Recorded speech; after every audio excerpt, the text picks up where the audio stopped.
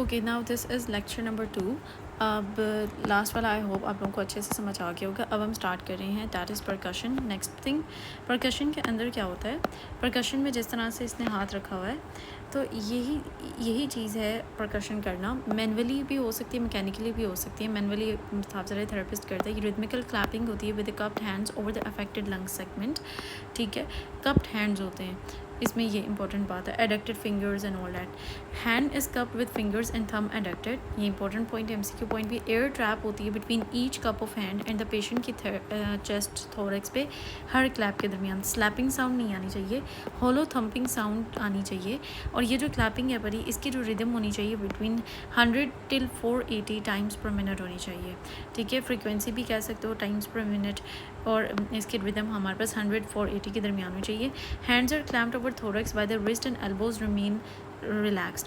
Hands, अब आपके fingers और जो वो है वो एडक्टेड रहेंगे, जबकि आपके रिस्ट और जो आपकी एल्बो होगी ये क्या होगी, ये रिलैक्स्ड होगी।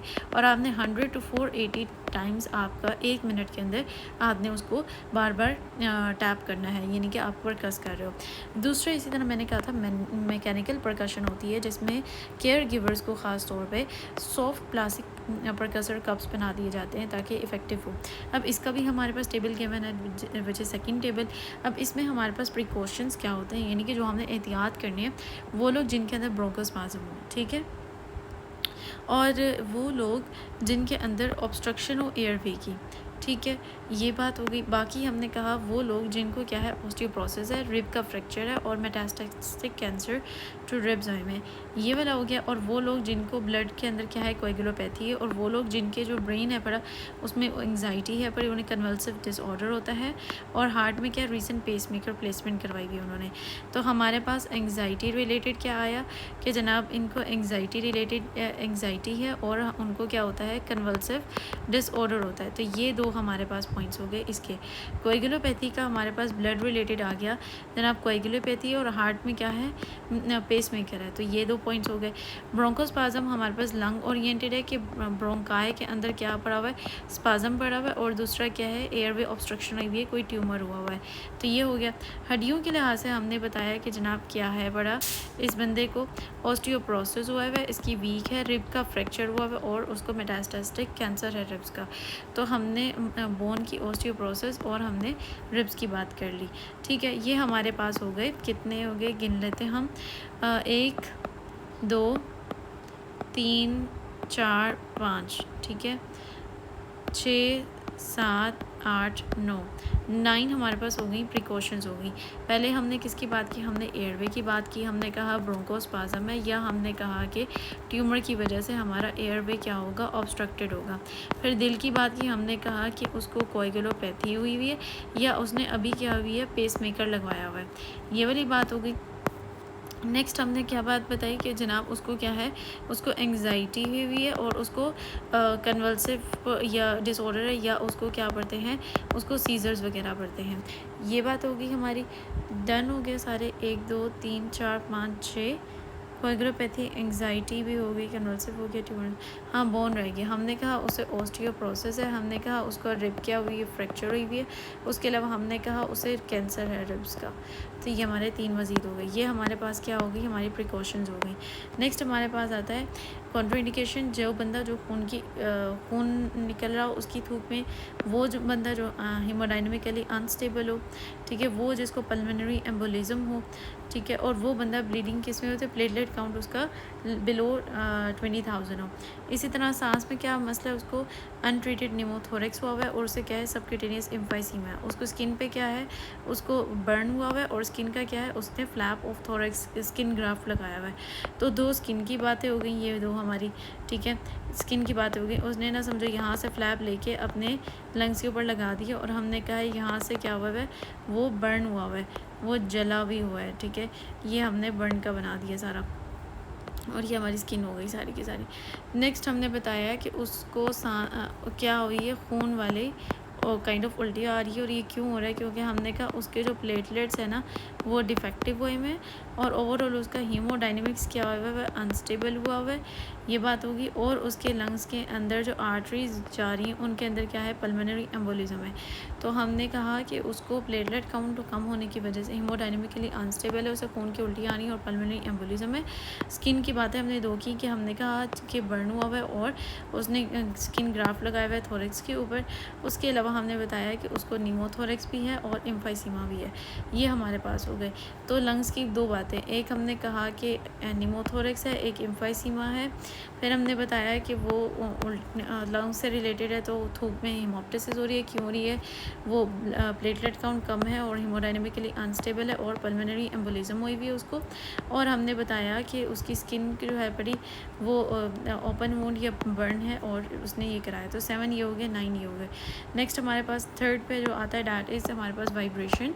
वाइब्रेशन क्या होती है? वाइब्रेशन हमने बताया कि ये चेस्ट वाइब्रेशन होती है। पाल्मर एस्पेक्ट, पाम से बंदा दे रहा होता है, हैंड फुल इन कंटेक्ट होता है पेशेंट की चेस्ट के साथ, एक हाथ के ऊपर दूसरा हाथ होता है, ठीक है। और उसको कहते हैं कि आपने क्या करना होता है, एक्सहेल करना है। जैसे ही पेशेंट एक्सहेल करेगा तो वो मैक्सिमम फोर्स देके उसको ऐसे ऐसे ऐसे ऐसे ऐसे ऐसे करके शेक करेगा उस अफेक्टेड रीजन को।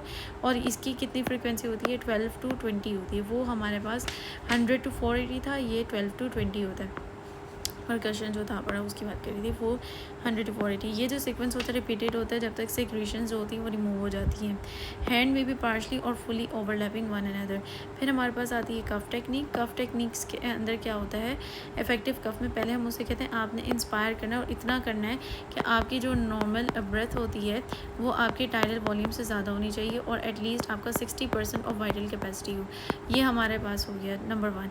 फिर हम उसे कहते हैं, बल्कि नहीं, वो हमारे पास उसको एयरवे को असिस्ट करने के लिए था जिसमें 60% टाइडल वॉल्यूम था।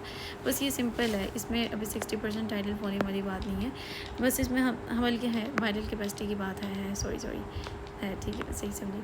नेक्स्ट हमारे पास ये होता है कि आपने ग्लोटिस को क्लोज रखना है ताकि जो आपकी एयर है ना वो अंदर क्या हो जाए, ट्रैप हो जाए।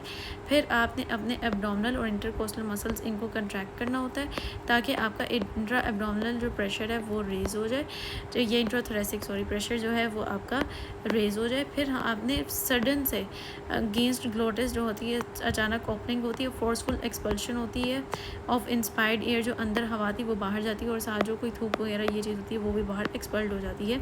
अब ये जो फोर्सफुल एयर स्ट्रीम है जिसके अंदर मटीरियल्स यानी कि थूक वगैरह के साथ जो चीज़ें होती हैं म्यूकस वो भी बाहर चला जाता है, यानी कि एक्सपेक्टोरेट हो जाता है। ये कफ टेक्निक और असिस्टिंग टेक्निक है। तो कफ को हमने कहा है हमारे पास 4 स्टेजेस होते हैं कफ के। सबसे पहले हम उन्हें कहते हैं आपने ना डीपली इनहेल करना है इतना कि आपका टाइडल वॉल्यूम से ज़्यादा हो और एटलीस्ट 60% वाइटल कैपेसिटी के। तो सेकंड हमने कहना है क्लोटिस को आपने क्लोज कर लें ताकि अंदर की हवा ट्रैप हो जाए। तीसरा हम कहते हैं आपका जो वो है इंट्रा एब्डोमिनल मसल्स को और इंटरकोस्टल मसल जो होते हैं इनको आपने कंट्रैक्ट करना है ताकि इंट्राथोरेसिक प्रेशर रेज हो सके आपका। और फोर्थ में हम ये करेंगे अगेंस्ट ओपन, अचानक से सडनली ओपन होगा ग्लोटिस और एक्सपल्शन हो जाएगी। तो ये हमारे पास अच्छा हो गया।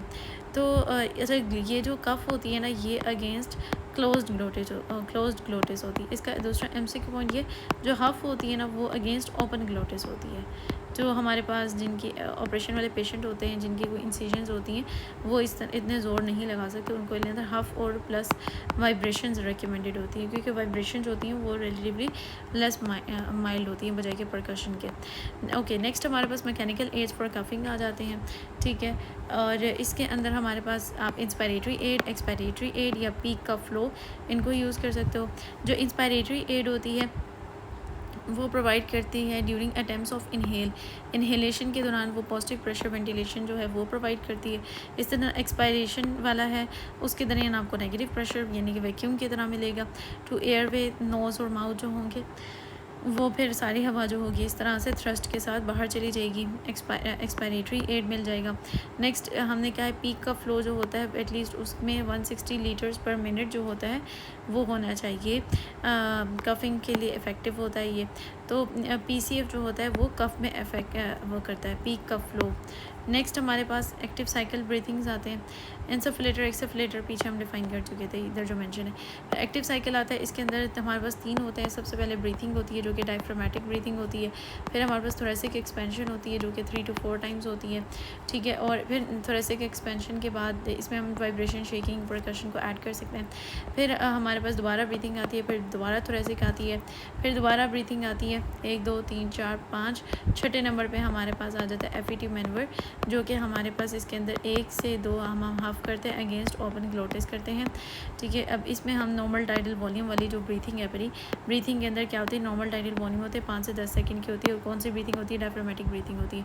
थोरेसिक एक्सपेंशन के अंदर मैंने आपको बताया कि ये बेसिकली 3 से 4 बार की जाती है और इसमें बंदा डीपली पहले इनहेल करता है और फिर उसको रोक के रखता है। Inhalation can be coupled with this, ठीक है, और रिलैक्स्ड एक्सहेलेशन करता है और फिर वो इसको इससे हम कपल करते हैं। होल्ड करने के बाद ना ब्रीथिंग कंट्रोल फिर होता है, फिर दोबारा ये होता है और फिर ब्रीथिंग कंट्रोल होता है। फिर छठे नंबर पे क्या होता है, हमारे पास FET आ जाता है। FET 1 to 2 हाफ होती हैं, mid to low lung volume होता है और एब्डोमिनल्स कंट्रैक्ट करते हैं, इसमें हेल्प करते हैं। ग्लोटिस आपका ओपन होता है। फिर दोबारा ब्रीथिंग कंट्रोल होता है। तो breathing control, breathing control, breathing control छठे नंबर पर ये होता है और फिर दोबारा आपके पास क्या आता है, ब्रीथिंग कंट्रोल होता है।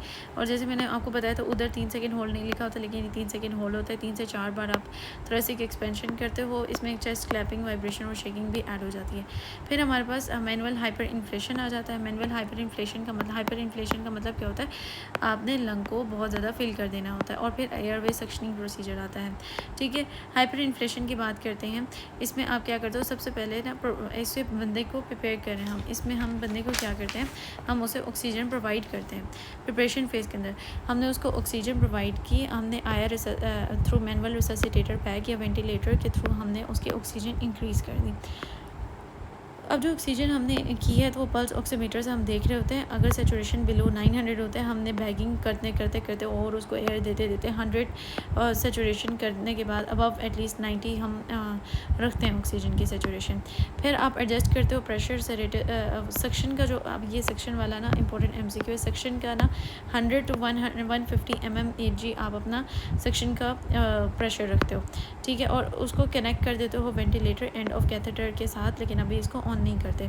आपके बात यह है कि आपने स्टेराइल ग्लव्स जो होते हैं उनको डॉन करना है, रिमूव करना है कैथेटर की पैकेजिंग को विदाउट कॉजिंग कंटेमिनेशन। कैथेटर जो अब आप निकाल रहे हो ना, कैथेटर वो ट्यूब है बड़ी जो इसके अंदर से आप निकाल रहे हो। अब ये कैथेटर के ऊपर कुछ भी वो नहीं होना चाहिए, स्टेराइल चीज़ होती है, आपने इसको सेफली बाहर निकालना है। फिर ना जो उसके ट्रैकियोस्टोमी करके जो ऊपर लगाया होता है उसको रिमूव करते हैं और इस ट्यूब लाइक को हम अंदर डालना शुरू कर देते हैं। और हमें जहाँ पे रेजिस्टेंस फील होती है, डिस्कनेक्ट कर दो वेंटिलेटर को, 5 से 10 ब्रेथ कराओ विद रेसिसिटेटर बैग और जल्दी से कैथेटर को क्या करो, इंसर्ट कर दो in the tracheal tube without applying suction.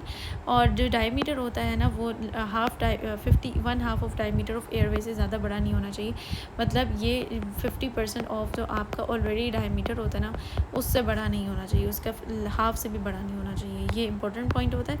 फिर आप ना एडवांस करना, कैथेटर डालना बस कर देते हो जब आपको रेजिस्टेंस आती है, ये नहीं कि वो उसकी मेन स्टेम ऑफ ब्रोंकाई के अंदर पहुंच चुका है। रेजिस्टेंस का मतलब ये होता है। ठीक है, और फिर आप क्या करते हो, सक्शन अप्लाई करते हो by placing finger over the catheter went.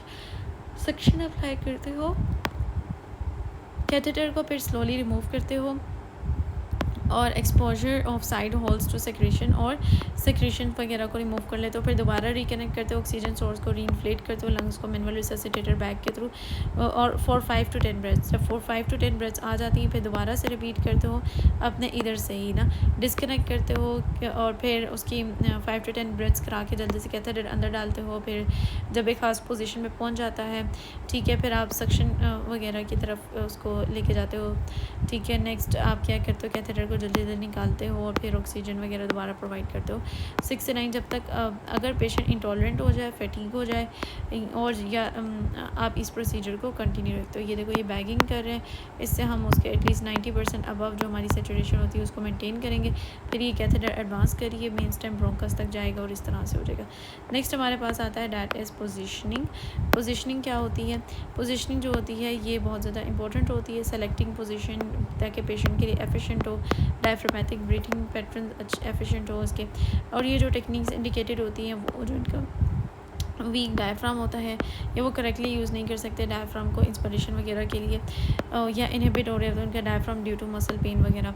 Training जो होती है वो इंटेंसिव केयर यूनिट में की जाती है, रेंज ऑफ मोशन वगैरह पे ख्याल रखा जाता है और इंस्पिरेटरी एफर्ट को फैसिलिटेट किया जाता है। थेरेपिस्ट इंस्ट्रक्ट करता है कि सांस कैसे लेना है, सांस लेने का तरीका बताया जाता है कि आप शोल्डर फ्लेक्स करो, अपने शोल्डर्स को फ्लेक्स करो, बाहर की तरफ खोलो, उसको एबडक्ट करो और एक्सटर्नल रोटेशन करवा दो। तो सबसे पहले क्या किया, शोल्डर को ऊपर की तरफ क्या किया, फ्लेक्स किया, ठीक है, ये फ्लेक्स किया। और इसी तरह आपने क्या किया, सेकंड नंबर पे आपने एबडक्ट किया, खोला, इनको एबडक्ट किया और अपने जो ये हैं इनको एक्सटर्नल रोटेट किया। और आंखों को जो आई गेज़ है ना, आई गेज़ आपका अपवर्ड जाएगा, अपवर्ड जाएगा। इसी तरह ऑपोजिट जो है ना वो आपका वापसी, यानी कि दोबारा एक्सटेंशन की तरफ आना, ठीक है, दोबारा इसमें एडक्शन होना, ठीक है, दोबारा एडक्शन होना ये। और एडक्शन के बाद हम कहते हैं कि एडक्शन हो जाना। नेक्स्ट थर्ड पे हम कहते हैं कि यार उसकी जो गेज़ है पहली इंटरनल रोटेशन, फिर हमारे पास गेज़ जो है वो उसकी डाउनवर्ड गेज़ आ जाएगी। तो ये चीज़ आपका मेंशन है। ऑपोजिट जो होता है उसमें थेरेपिस्ट क्या करता है, शोल्डर को दोबारा एक्सटेंड करता है, डक करता है, इंटरनल रोटेट करता है और डाउनवर्ड गेज़ करता है। और इसमें शोल्डर फ्लेक्स करता है, एबडक्ट करता है, एक्सटर्नल रोटेट करता है और अपवर्ड गेज़ करता है। इस दौरान आप इनहेल करते हो, ठीक है, इस दौरान आप इनहेल करते हो, इस दौरान आप एक्सहेल करते हो, ठीक है। अगर कोई एक्यूटली इल पेशेंट होता है तो सीधा लेटा होता है हॉस्पिटल बेड के अंदर, ग्रेविटी उसकी सेक्रेशंस को मजीद पोस्टीरियर एस्पेक्ट ऑफ लंग पे पहुंचा देती है। तो सुपाइन पोजीशन जो होती है वो रिड्यूस कर देती है आपकी एफर्सी को कम से कम 50%। ये इंपॉर्टेंट एमसी के पॉइंट है।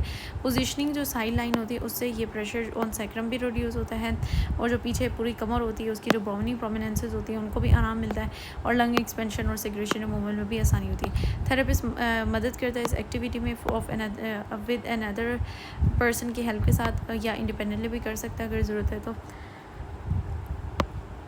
साइज़ और पार्टिसिपेशन लेवल ऑफ पेशेंट पे डिपेंड करता है। थेरेपिस्ट नीड करता है कि करेक्ट बॉडी मैकेनिक्स होनी चाहिए, पोजीशनिंग ऑफ द पेशेंट अच्छी होनी चाहिए। पोजीशनिंग जो होती है स्टेप बाय स्टेप होती है। सबसे पहले वाइटल साइंस को मॉनिटर किया जाता है पेशेंट के अंदर। पेशेंट अभी सुपाइन पोजीशन में ही होता है। पेशेंट थेरेपिस्ट पेशेंट के राइट साइड होता है, बेड पे जाता है और ये एडवाइजेबल है कि वो शीट को अपने करीब करे। Avoid advisable to use draw sheet to avoid shearing forces on bed.